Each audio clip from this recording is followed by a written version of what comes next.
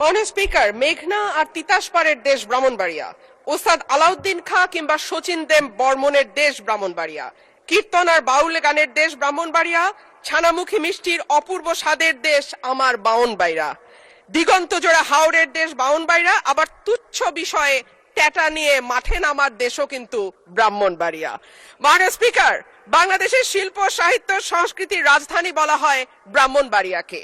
এই মাটিতে একদিকে যেমন সুর সম্রাট ওস্তাদ আলাউদ্দিন খাঁ বা শচীন দেব বর্মনের জন্ম হয়েছে, তেমনি এই মাটিতে জন্ম নিয়েছেন ধীরেন্দ্রনাথ দত্ত বা অলি আহাদের মতন সংগ্রামী চরিত্র, যাদের কল্যাণে বাংলা আজকে আমাদের রাষ্ট্রভাষার স্বীকৃতি পেয়েছে।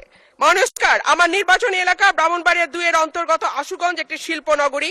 এখানে সার কারখানা, বিদ্যুৎ কেন্দ্র, চালকল, মিল, ফ্যাক্টরি আছে, বন্দর।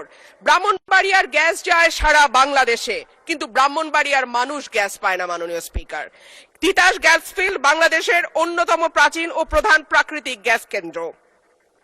1962 সালে আবিষ্কৃত এই গ্যাস ক্ষেত্র থেকে বর্তমানে 22টি কূপের মাধ্যমে দৈনিক প্রায় 325 মিলিয়ন ঘনফুট গ্যাস জাতীয় গ্রিডে সরবরাহ করা হচ্ছে। 1991 সালে সরাইল উপজেলার সদর ইউনিয়নে গ্যাসের সংযোগ দেয়া হয়।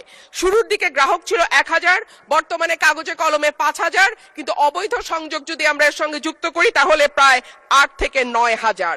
কিন্তু প্রত্যেকজন গ্রাহকই আছেন চরম গ্যাসের সংকটে। সরাইল সদরে 1.5 কিলোমিটার এলাকায় 6 ইঞ্চি এবং 1 কিলোমিটার এলাকায় 4 ইঞ্চি ব্যাসের পাইপ দিয়ে গ্যাস সঞ্চালন লাইন টানা হয়েছে।